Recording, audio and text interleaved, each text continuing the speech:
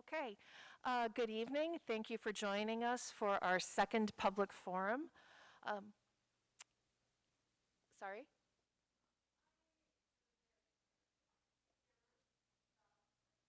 Okay, we'll wait.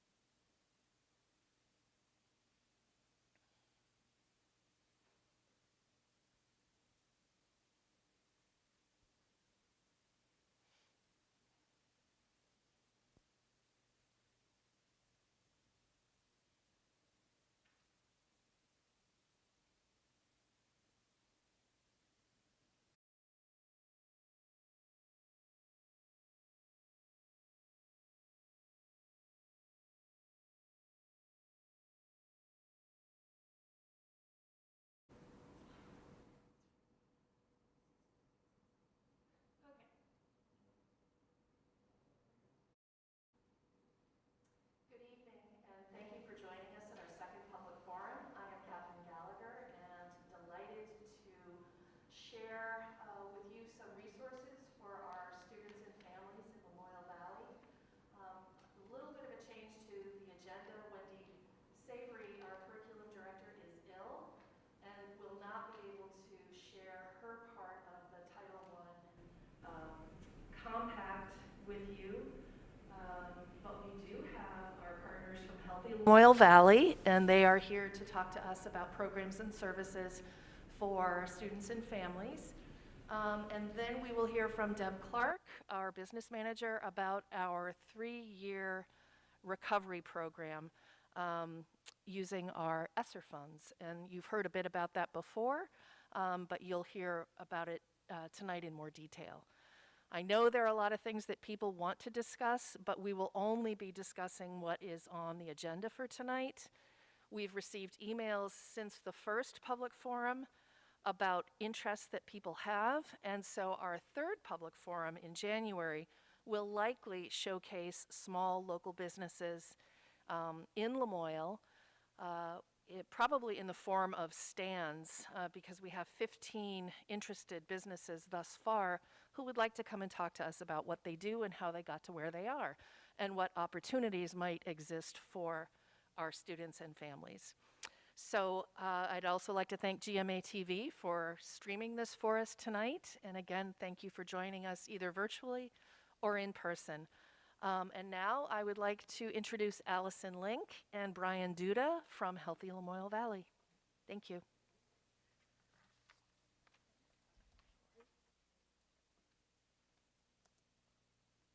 Good evening, everyone. Let me just get the presentation back up.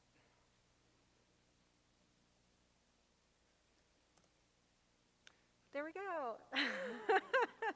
And technology works. Again, I'm Allison Link from Healthy Lamoille Valley. I'm the Policy and Community Outreach Coordinator, and Brian Duda, our Youth Substance Prevention Coordinator, is also with us. And unfortunately, Jessica Bickford, our coordinator, who's actually very connected to Lamoille North because of her family, she's unable to be here. Her kids are under the weather. So we are here, and thanks so much for including us and for partnering over so much time and deepening the relationship between Healthy Lamoille Valley, which is a program of the Lamoille Family Center, and Lamoille North. It's really been amazing. The projects that we've worked on together have such a range from signage for the Cricket Hill trails to we had a mini grant series that was last year through our 3450 initiative, which I won't get into, but that supported the Cricket Hill signs. It's to come also supports the Waterville Elementary School had a partnership with the library to have a story walk. We've had a student here who has worked on part of the EPIC program, who worked on disc golf. We have an upcoming coaches collaborative connection. There are just so many things that we've worked on together, and some of the ones that have been more in depth have included some of the projects we'll talk about tonight, like Live Your Why, which you'll hear about a little bit later, and what an incredible partnership here on that initiative. So Healthy Lamoille Valley, who are we? We are the Lamoille Valley's Youth Substance Misuse Prevention Coalition. And so you can see here our mission. We are a coalition, and really focus on that. We're a coalition of individuals and community organizations working collaboratively to reduce youth substance misuse and encourage youth to make substance-free, healthy choices. And we do that on so many different levels. We know that there are many opportunities to engage in substance prevention work. Mostly, though, we are on the systems level, the outer, the community level, and you'll hear a little bit more about that. And you can see the towns that we support in the region, so you can see it's more than Lamoille County. We extend into the Lamoille Valley, Greater Hardwick area as well. So that's a big range of, and also of districts. And again, the partnership with Lamoille North has been really growing so much deeper over the years. So just to start out, and I know hello the people out there in the online world and the people in the room, I guess on Zoom and in the room, we want to just, you can shout out, or you can, in the chat box, you can let us know. I hear there's about a 20-second delay, but we want to have a little bit of conversation about what are our common goals for our kids and teens. You know, some folks who are in the room, have kids who are just entering the system, some who have already left the school system, right? So, but what are our common goals for our kids and our teams? Just if you can say one word even, or I'll start. Resilience. Anyone else? So a line or a word?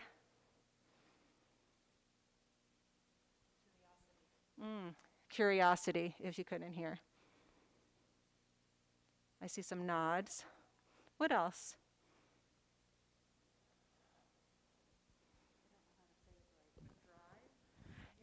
Drive and ambition. What else? Independence. Yeah. Autonomy. Anyone in the chat able to get something in there yet? So as we think about it, and just let it settle in, is to really consider what are our goals for our kids, and that's even personally, and our collective children and youth. What is our goal? Because they are the future next generations. What is our goal for them? This expands into even, what are our goals for our communities? What's our vision for how we want to live in our communities, and how we embrace our youth to be able to help them develop and to help develop our communities into the future. So accomplishing all of, just even mentioning the goals that we mentioned here, think about how do we accomplish these? There are so many different strategies that we use. And also then there's how do we know that they're effective? But if we just think about some of the strategies we use as families, as parents, as caregivers, as teachers, as educators, as administrators, what are some strategies we use to accomplish the goals we have for our youth? Anyone out there? Open communication. Great, and we'll get to that as well. What others? And feel free in the chat box to also add for those people who are online in the virtual world. Sense of belonging. How do we create that sense of belonging and community? Yes, exposure to options. That there's more than just what you see.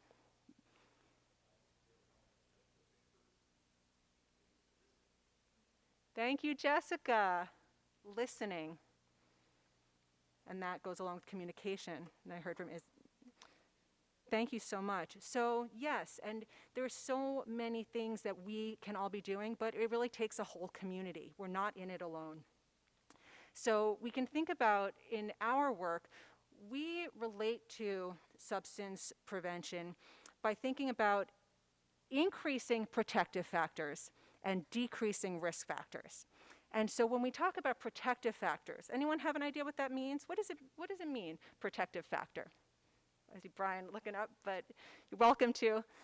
What does it mean, a protective factor? Why would we want to increase protective factors for our youth? We want to help create that support and that buffer from any negative outcomes or negative or risk that might come to them. How do we help to protect them? What are those protective factors we put in place in our communities, in our homes, in our relationships? So you might think about what are some of these protective factors for youth that help them reduce the negative potential risks and outcomes in their lives, right? And have all of those goals that we really hope for them. So it might just be good nutrition or coming to school, right? Physical activity. It might also mean, especially when we talk about substance prevention and protective factors related, one caring adult in a young person's life can mean all the difference on so many factors. And then we talk about other protective factors like community level protective factors, like what are the laws and the norms in the community that help to protect youth from making choices that might be unhealthy for them. So just think about it's a whole range of what protective factors can really look like. And then we talk about reducing risk factors. So risk factors are the things, and you can imagine, that that might lead to negative outcomes. And especially with substance misuse or substance use for youth, we think about risk factors like the perception of harm of substances that parents or adults in the community have. When we see that parents have a low perception of harm of substances, that often leads to, and it's a direct relationship, to higher youth use rates. When parents think it's not as harmful, youth are likely to use more. So that's one example of a risk factor. What might other risk factors be? I'll take from the group. And Jessica, feel free to chime in. It's great that you're able to do that. Sometimes we see risk factors or even peer groups. We see that sometimes we may think that a sports team, for example, is a protective factor. But in theory, that specific environment might be a risk factor. So we have to think about these things with nuance and really understand what protective factors and risk factors are about. Because it may appear to be a protective factor, but really when we look closely, it might be a risk factor. So we look at things with this, holding these two pieces, increasing protective factors and decreasing our risk factors in the community. And when we're working towards all of this, each of us as individuals and within our coalition, we are not alone. And so we're here tonight to share a few resources. We work on so many projects, and we encourage you to look us up on Facebook and go on our website, healthylamoillevalley.org. But a few of the resources tonight.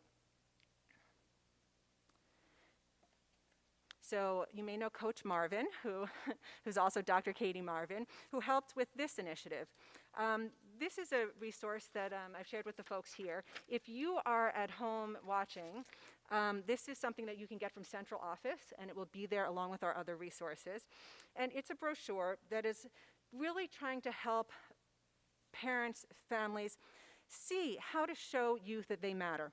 Because in our community, we've seen some data. We see data related to the risk factors and the protective factors, and some of that data is here. We're not going to talk about data today, but when we understand what our youth are dealing with and what they're coping with, then we are able to have more of that understanding to relate to them and to understand their situation.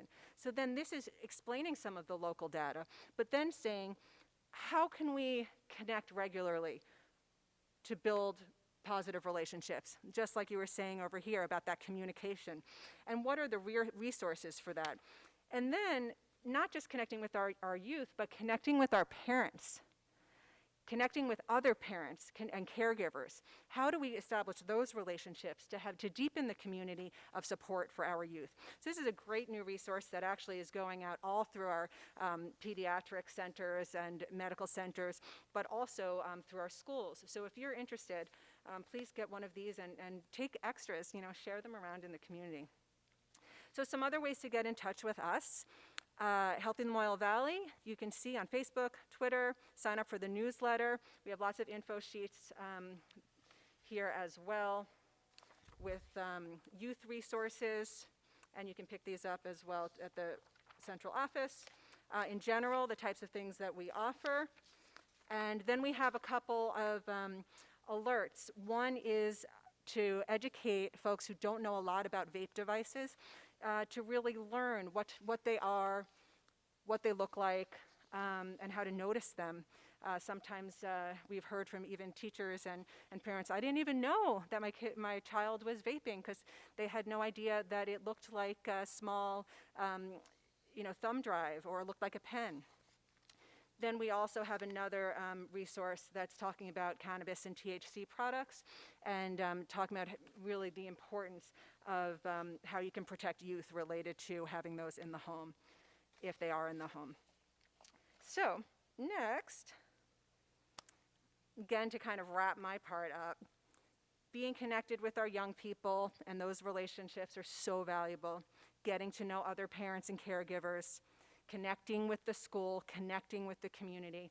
And Brian's going to talk about in a few minutes a really great opportunity to engage with the community. And actually, it's a way to kind of connect on all these levels, right, Brian? So before Brian comes up, one of our resources that you might be interested is parentupvermont.org, a terrific resource. And it doesn't just mean if you're a parent of a middle school or a high schooler. This is something, and talking about substances and substance prevention with youth at a very early age is something that's possible. Jessica Bickford wrote a great blog last year that you can find on our website just about, it's never too early to have age-appropriate conversations with youth. And so I encourage folks to check this website out, very useful. And so now the main part of what we want to share, the main resource we're sharing tonight is about the Live Your Why Passport Edition. Little bit of background, because Lamoille North was involved in the beginning of this project, when COVID hit, we knew that mental health, and we were hearing how much mental health was a real challenge in our community, especially for our youth. So we went straight to thinking about what can we do. So we created this Live Your Why campaign with stickers that then there was a FDA grant that we connected with Lamoille North, that we were sharing these stickers with positive messaging around different themes related to mental health, along with activities that were going home with all of the food and the meals that families were coming to pick up during the initial part of the pandemic. This project then continued and continued, and then when Brian came on board a year ago, already a year, really taking it to the next level of how can our youth make healthy choices? And not just about giving them activities, but how do we help them develop the skills to choose how they spend their time in a positive way? In a way, take charge of their free time in a positive way. And so Brian took the initiative, and there are so many resources related to elementary and middle and high school students. And then this project, the Passport Edition, is our newest initiative. So while we deal with the lights in the room, I'm going to invite up Brian Duda to share more about the Live Your Why Passport, and then I'll come back on the end.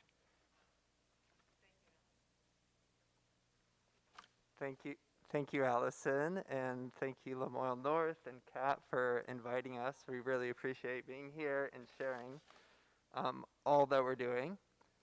So, like Allison said, Live Your Why, the campaign began last year, and this year is sort of the next stage of Live Your Why. And the focus is really that middle school age, the 5th to 8th graders, which includes some elementary, goes into middle.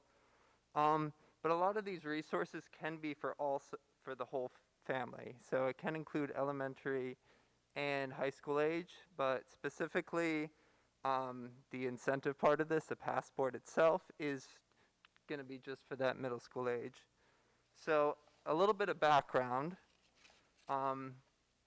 Before, when we were thinking of planning this initiative and writing our grant, we were thinking of what this might look like. And we do a lot of work with the Youth Risk Behavior Survey. It gives us a lot of good data. And something that we noticed that seemed really low was that 56% of middle school youth in Lamoille County strongly agree that in their community they feel like they matter to people. And so we felt that was a really low number, and it's actually decreased 6 points. So this was a 2019 point, but it decreased 6 points from the previous 2 years. And so we came up with this program to help connect youth to a variety of community organizations and resources so they can directly experience that wide array of community members and who can show that they do matter a great deal. Another point, so youth who feel connected at home and at school are as much as 66% less likely to experience health risk behaviors, the risk factors that Allison was talking about. So being connected to the school and at home and the community really reduces those risk factors. And so, yeah, so our plan was to create activities, provide opportunities to youth to strengthen those social connections so youth feel loved, secured, confident, valued, and empowered in their communities. All right, so this is the passport, and it looks just like a regular passport. So these are being distributed at, I sent them to a lot of the local libraries, and you can pick them up there. I have the whole list online, and I also gave them to the middle school, Diane Lepico, and People's Academy middle level. But let me just go to the website. So when you get your passport, there's a QR code, a website URL that brings you to our website that explains this whole initiative. So the Passport Edition is primarily for this 5th to 8th grade age. Those are the ones that can get the passport. So youth will, once they get it, they can earn stamps towards prizes for participating in local free workshops, activities, events hosted by a variety of organizations, which I'll show down the page a little bit.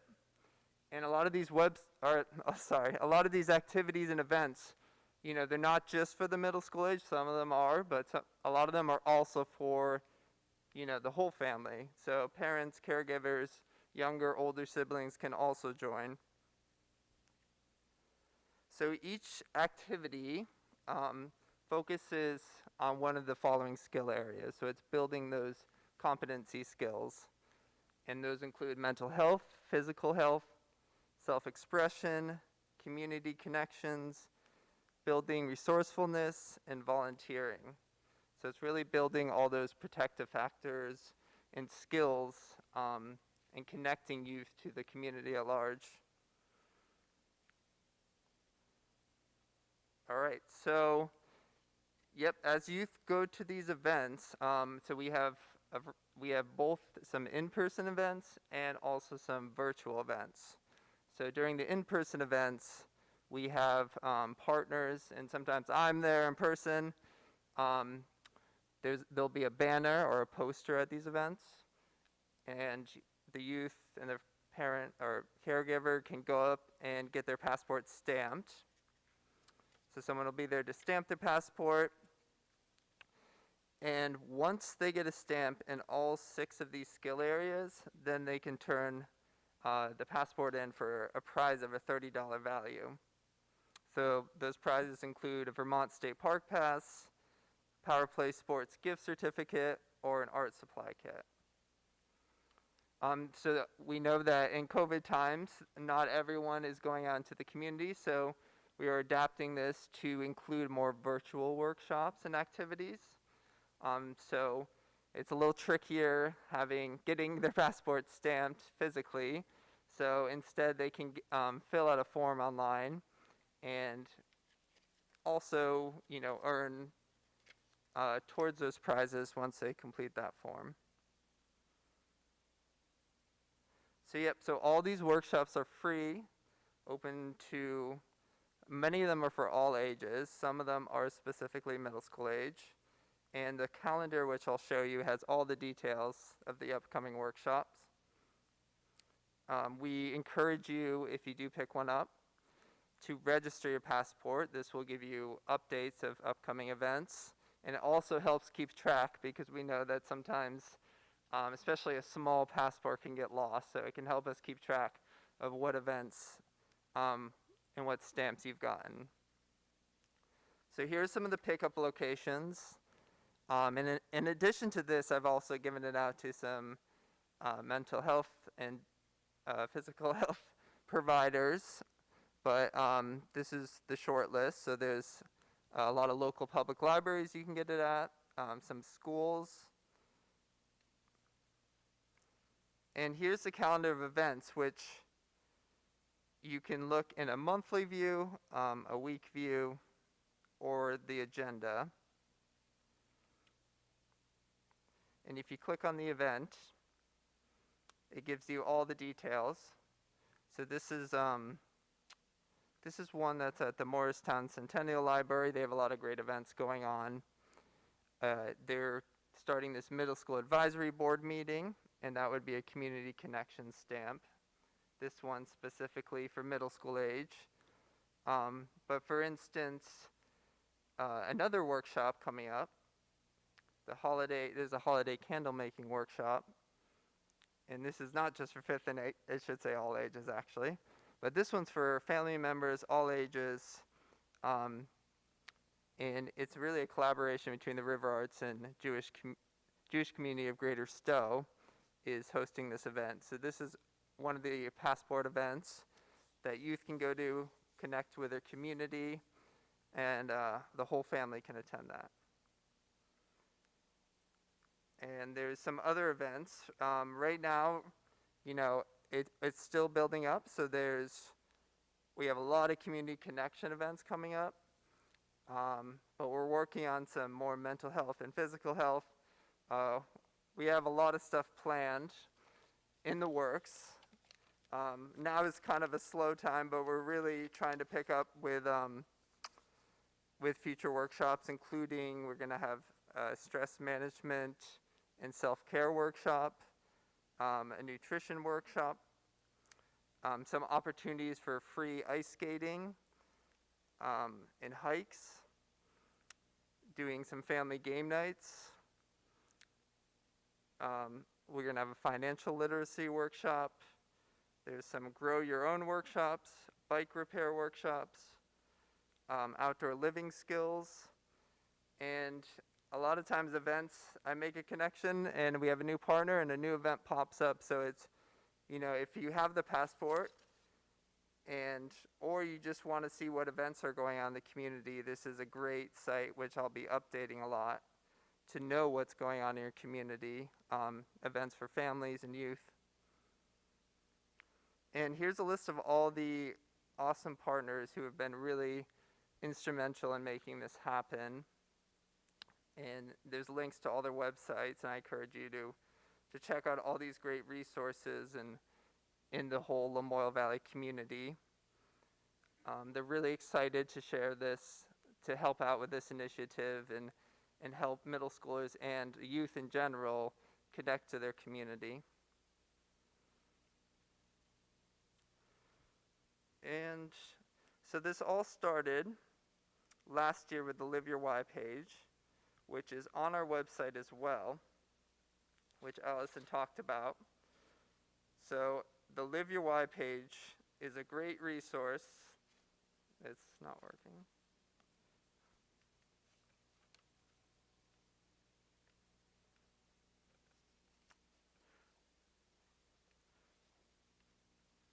All right, so normally this should work, but if you are on this page, which you can access through our passport or just going on our healthylamoillevalley.org website, at the top we have these tabs. So if you click on the Live Your Why page, we also have, it's a hub of resources for elementary to high school age youth. Lots of activities which youth can do at home with their families and even in the community. And it really helps build those protective factors. It helps them really reflect on what it is they love to do and also learn new activities, learn new skills. So unfortunately I can't share what that looks like, but I encourage you to go on the website and check that out. And that's pretty much the overview of our campaign. So I'll go back to the presentation.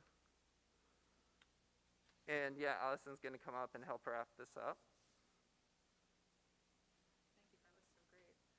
So I'm so excited about the Passport Edition, and I know I have a 5th grader who is excited about it as well. And I'll just make another plug. If anybody wants to become a partner or knows of a community event, please let Brian know, brian@healthylamoillevalley.org, because we'd love to include as much as possible and really become that hub. So we really need the whole community to make sure that happens. And Brian's been doing an incredible job, deepening those relationships with partners that are current partners, but always more are welcome. So please let us know if you have other ideas or if you have an event to share. And so just to share a little bit of other ways to get involved with Healthy Lamoille Valley, we have a bunch of work groups, and you can see them here. So there's a tobacco and vaping prevention task force that I facilitate, that actually we just met recently last week, but we're meeting again December 7th. If you're interested in getting connected, please do. Allison at healthylamoillevalley.org, Allison with one L and an I, since I'm not on the slide. The Lamoille Valley Coaching Collaborative, another initiative that I'm overseeing, is really exciting, and we actually have a kickoff for all youth sports volunteer coaches and other coaches. That's on this coming Monday from 5:30 to 6:30. And so that's been in the works for a couple of years, helping to help coaches see how they are protective factors, how they can help build protective factors for youth. And it's really exciting how that's taking off. We have monthly coalition meetings. That's altering a bit, but you can find out more through our newsletters. The Lamoille Area Youth Coalition. Brian, do you want to say a word about it? Yeah, so this is a youth leadership group. It's an opportunity for kids from 6th to 12th grade, and it's ways to get involved with a lot of what we're doing, and also do a lot of peer-to-peer education, really building skills and also just contributing to their community and to their schools. Great, and there's also a parent work group, and I know that during COVID last year, we really, or even was it the year before too, had a parent cafe, a parent group that was a relationship with Lamoille North, and the counselors and parents were able to come, and I know how important it is for parents to connect, and so this work group is also to help figure out what parents want to do as a group themselves and make that connection to other parents in the community. I know, Jessica, if you have anything to add in chat, send it our way, but we're excited about that as well. So again, we're really grateful for our partnership and to be able to share these resources with you. They're in the back. They'll be at the central office, and we look forward to connecting. And we're happy to take a question or two if people have as well. I just want to say those upcoming events sound really cool.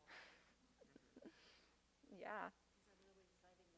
And like Brian said, it's really for the whole community as well. So even if you don't have a middle schooler, please check that calendar. Provide information to help develop that calendar, because we're really trying to support the whole community and some hubs where people can find resources. Okay. Thank you so much.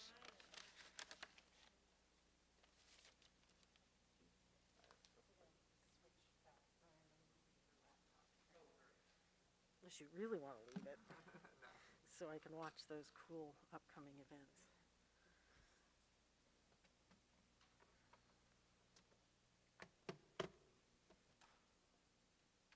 Give us 1 second.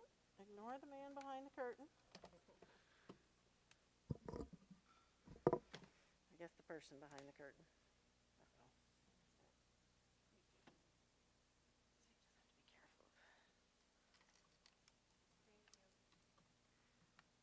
Thank you so much.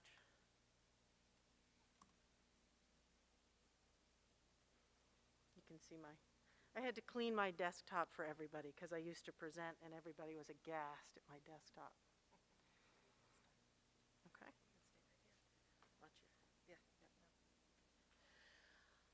So again, for people who joined us after we started, I wanted to apologize that Wendy Savery, our curriculum director, could not be here tonight. She is ill.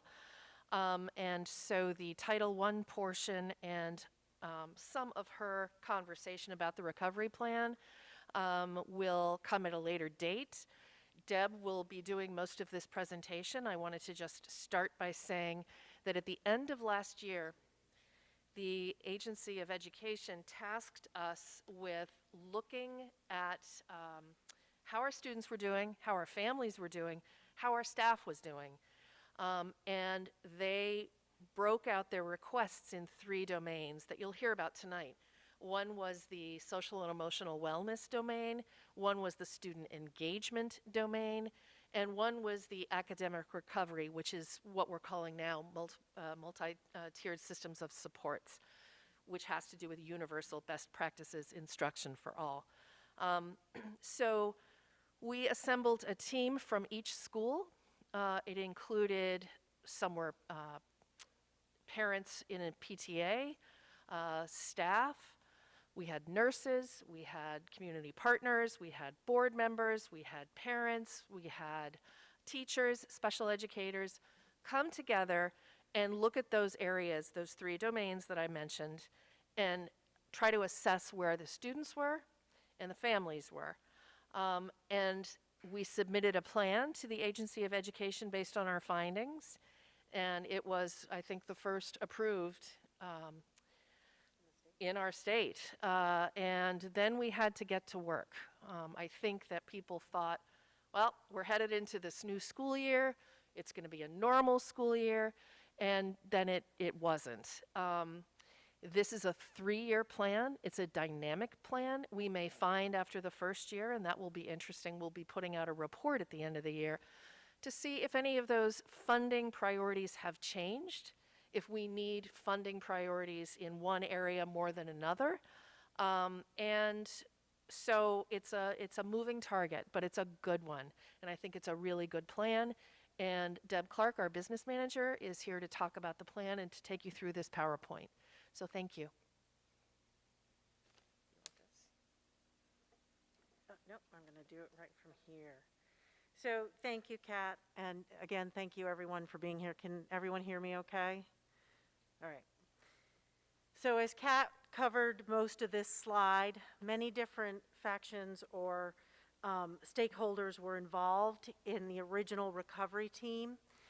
They not only focused on the 3 domains of multi-tiered systems of support, social and emotional learning and wellness, and student engagement. The state also wanted to ensure that we had safe and functioning and supportive learning environments. So there's a little bit of a facilities and IT initiatives built into a lot of the work that has to go on. So under the multi-tiered systems of supports, the recovery plan goals, as outlined, came down to supporting Tier 1 universal instruction by increasing knowledge and understanding about a structured, sorry, my mouth is dry, and balanced curriculum and how the different purposes of each component support students, to include teaching across ability levels and increasing high quality instruction via shared leadership to build expertise and sustainability. They also want to reestablish a district MTSS team whose task will be to develop the 3-year Lamoille North plan as we move forward, and to provide a comprehensive pre-K through 12 summer program. 2021 is the first summer that we had this more comprehensive program. We will have some data in a little bit. We're still compiling a lot of the data. Our ESSER 2 funding, later on I'll talk about that, helped with this first summer. The ARP ESSER funding will help with the following 3 summers. The committee, the facilitators and the committee members, did I change my page? How come it's not moving forward? There we go. The committee came up with the priorities, or identified the following 7 priorities: to create recommendations for supporting the implementation of a literacy and math coaching facilitation model, which embeds professional learning on the effectiveness of coaching, the use of professional learning communities, and proficiency-based learning. Increase the effective use of data to inform instruction. Expand the structures of problem-solving teams, progress monitoring, and overall EST systems. Can you expand on what's EST? education support team systems. Create an LNSU multi-tiered system of support handbook. Provide recommendations for strengthening the pre-K 12 local comprehensive assessment system. Review data from the K through 12 21 summer program to establish the needs for the 22 program. And provide recommendations for school schedules that support intervention opportunities and enrichment for every student without loss of direct core instruction time.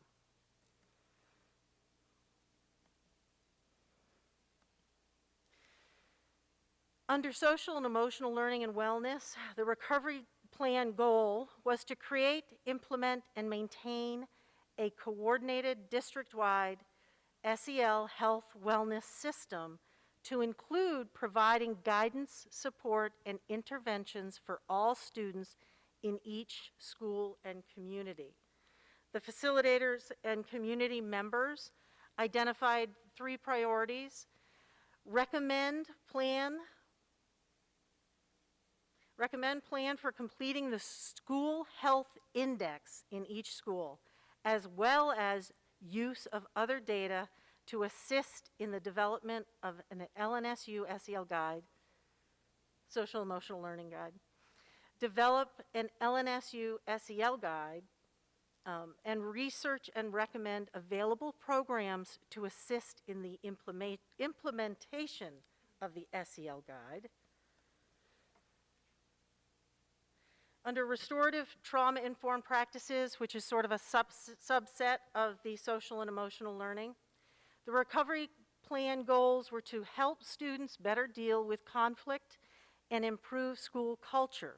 A new 3-year plan is needed in the areas of trauma-informed and restorative practices, as well as approaches to healthy school climate and day-to-day practices and procedures.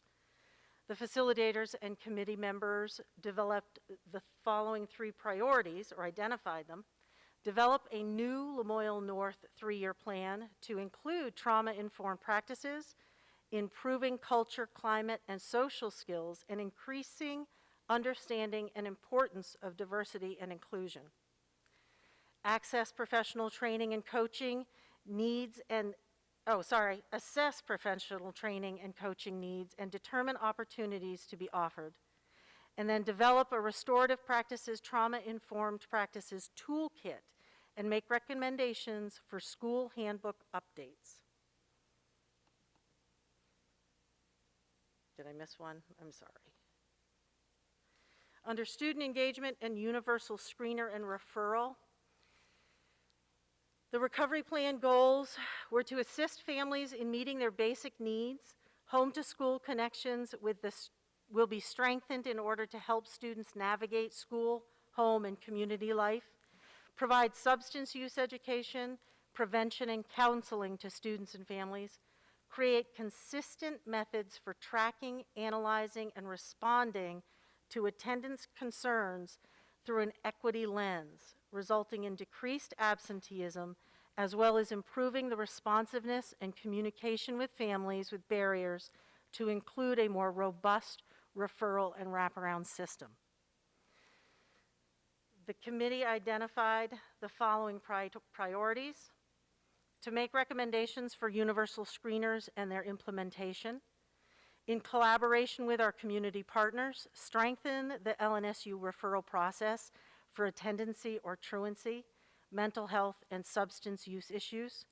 Make recommendations for ongoing training on recognizing the signs of mental health crisis, and create consistent methods in the attendance data systems and procedures to include recommendations for data tracking, analyzing, and responding to attendance concerns, with a focus on historically marginalized populations.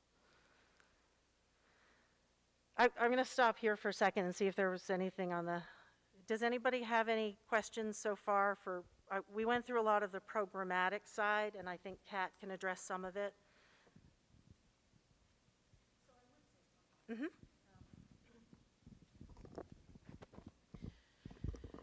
So we're in a fairly unique position in that we can capitalize on our relationships with our community partners because we talk to them daily. So that would be Healthy Lamoille Valley, Lamoille Restorative Center, Footbrook Farm, Lamoille County Mental Health. And we've been able to look at bringing more of those supports into all of our schools. I would say that before now, or in previous years, our bigger schools or our campus would have clinicians on site. We are now deploying resources to all of our schools because everyone has needs. Some of these needs we're still trying to assess. I mean, it's sort of a different year. It's actually a more complicated year than it was the year before. We have all of our students back, which is wonderful. Re-engaging students also means re-engaging their families. And so our work with our partners and our board and our administration and our employees is largely centered on how to bring our families and our students in and having just real conversations. So our time is largely spent on those relationships. And I think that we have to start there before we can implement, here's our piece on academic rigor.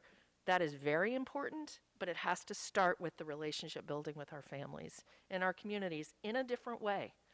So that's what I would say about that. And the purpose of these public forums and community forums is so that we can get input. This is an opportunity for people to just give us their ideas, their concerns, ask questions. And it is all listened to, and it's part of this. Like Kat said early on, this is a dynamic situation. And these funds give us 3 years to work and be flexible. We have a significant amount, as you can see. So the American Rescue Plan, Elementary and Secondary School Emergency Relief Plan, was from Thursday, March 11th. The American Rescue Plan, ARP, was signed into law. It was an unprecedented $1.9 trillion package of assistance measures, including $122 billion for the Elementary and Secondary School Emergency Relief Fund. Funds are being provided to state educational agencies. So all the funds flow through the Agency of Education to the schools. And then the school districts receive that to help safely reopen and sustain the safe operation of schools and address the impact of the coronavirus pandemic on the nation's students, which is what we just talked about before. A lot of work went into developing, recognizing, understanding the goals that were outlined in the 3 domains and coming up with priorities in order to achieve those goals. And also understanding that those goals are dynamic. The state of Vermont received a total of $285,164,000. Of that, $256,647,000 is going to be released to the schools.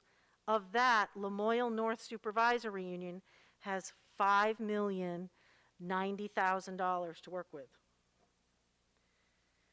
Based on the initiatives and priorities identified, the budget strategies to date for the $5 million is MTSS, the multi-tier system of supports, is about 39%, 39.5%, with 88% of that to human resources, meaning specialized personnel to focus on those areas.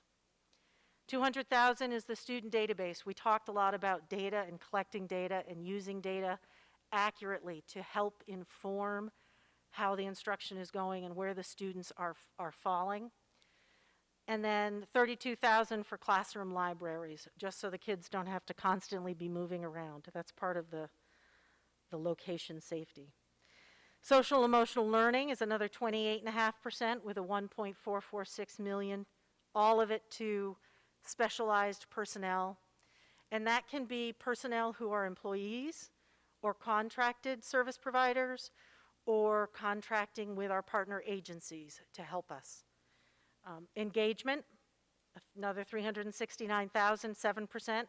Again, human resources, and I'm using human resources as a big term. It really means getting specialized individuals. Our teachers are in the classroom teaching. We need people who can help us focus on these goals and priorities. As an example, our homeschool coordinator, we have those positions in several schools, and they really work with the families that, that are hard to reach in one way or another, whether it's the school or the families. We have people devoted to that. Our student engagement specialist does home visits. I do home visits.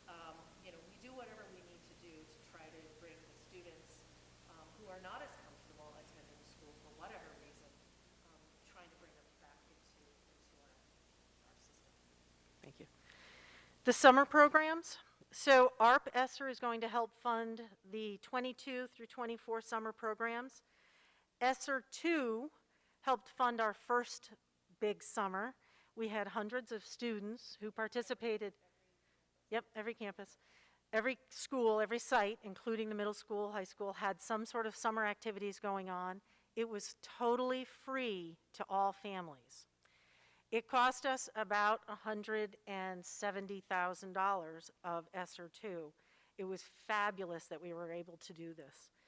And we're looking forward to doing it for the next few summers. It'll help and beyond. It's helping to re-engage the students, you know, get them off Zoom and back out. And then we've got, you know, almost 1% dedicated to some facilities. Again, it's human resources, meaning if we have to hire a contracted services to make sure we're getting the floors cleaned and the surfaces wiped down, and technology supports. We're looking for additional individuals, again, to help support the kids and teachers as more and more technology over the last, basically since March of 2020, has been brought into our systems and devices available for our students to take home. It's labor intensive to keep track of that and make sure the kids are safe with the devices that we are issuing, as well as making sure they're providing learning opportunities. Come on, change page, there we go. Now to look at the budget strategies sort of by a type, human resources is by far the largest part at 80%. This is, Kat touched on it, it's engagement specialists, home to school coordinators, liaisons, multi-tiered systems of support coordinator who has been working diligently guiding us, a DEI coordinator who has also been working very hard with our teams, math and literacy interventionists, instructor coaches, behavior and student support specialists, guidance counselors in our schools, and additional facilities and IT staffing. And then the summer program we talked about at about 15% is primarily staffing, supplies, and fees for the field trips and the parks and the museums and the transportation that the kids will benefit from. Now it clicked, it worried. Then we've got the student data warehouse. This is going to provide timely student progress data to inform and support the multi-tiered system of support work that we're doing. And then some classroom libraries and curriculum materials, again, to help support. And that is our budget.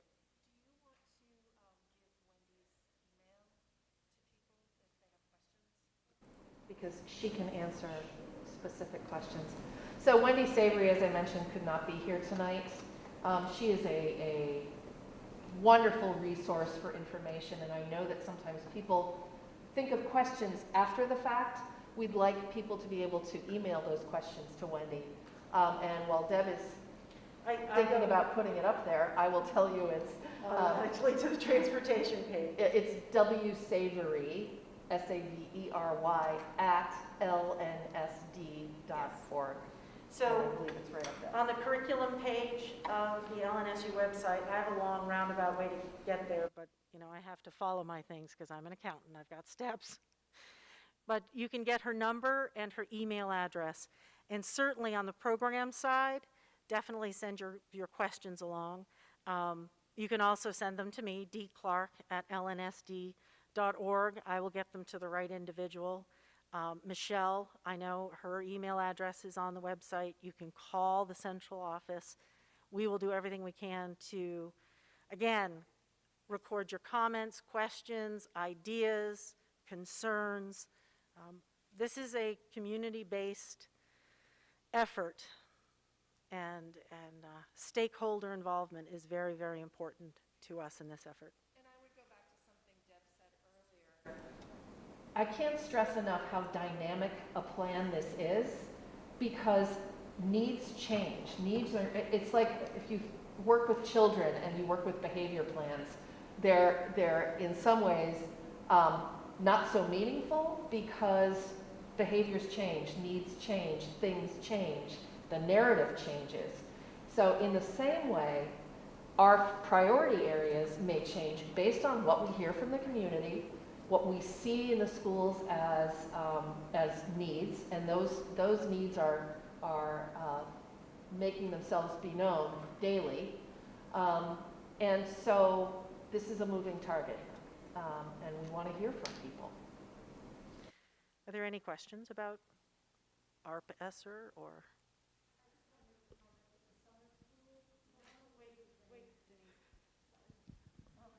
And it just kind of needs to be right in front of you. Yeah, I just wanted to say that the summer programs not only are good for re-engaging kids, but for, I know from a personal level that for students that have some learning difficulties, it keeps them from losing what they got that year, and it keeps them on a level so when they come back the next year, they can start where they were and not fall behind. Great, thank you. Is there anything happening in chat? We're a little. I would say, because I look at data every day and I think about how this year is similar or different and how this week is similar or different, I have had more parent conversations in person and on the phone this year than I have in the past 3 years. So that is an opportunity for huge engagement, and it's clear that families really, really, really care about what's happening in their schools and want to really partner with us.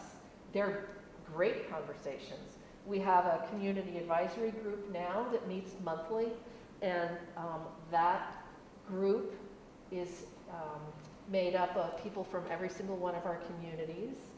And you know, sometimes hearing from them, we hear things that we would not have heard otherwise. And it's becoming a really healthy and beautiful partnership. So I am embracing this year and looking forward to hearing more from people and answering questions or having suggestions given that we haven't thought of that we might be able to put into place.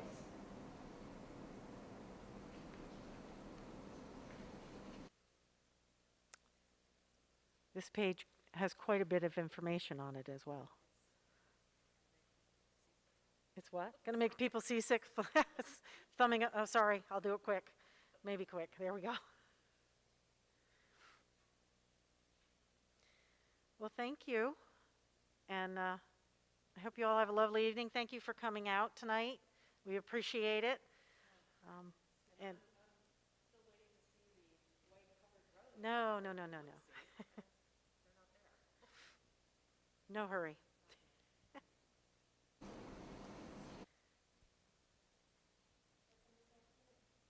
You got some this afternoon?